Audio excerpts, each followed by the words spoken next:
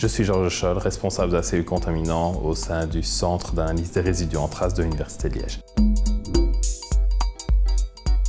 Suite au scandale de l'acrylamide, début des années 2000, les autorités sanitaires ont demandé plus d'informations sur les contaminants formés lors des processus de fabrication des aliments.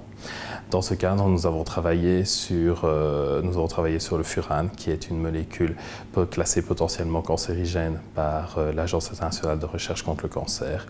Et le Service public fédéral sécurité de la chaîne alimentaire et environnement nous a financé pour évaluer le risque lié à son ingestion par la population belge.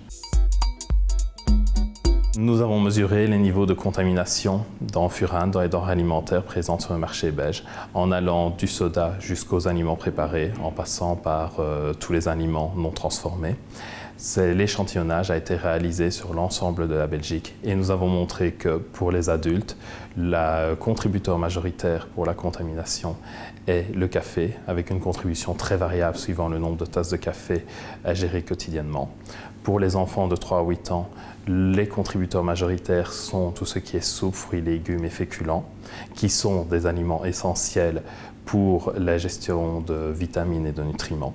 Et pour les bébés, il s'agit des aliments préparés tels les petits pots.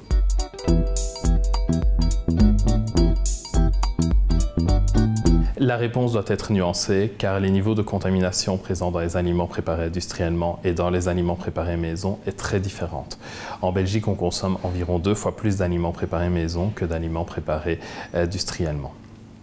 Pour un bébé consommant principalement des aliments préparés industriellement, comme c'est plutôt le cas en France, le risque peut sembler élevé. Mais en appliquant des précautions relativement simples, telles bien agiter l'aliment ou les réchauffer à la casserole, on peut faire diminuer drastiquement le niveau de contamination en furane, car c'est un composé très volatile. Une autre nuance doit être apportée à cette évaluation. Il s'agit de la toxicité, qui est très différente entre les adultes et les nourrissons.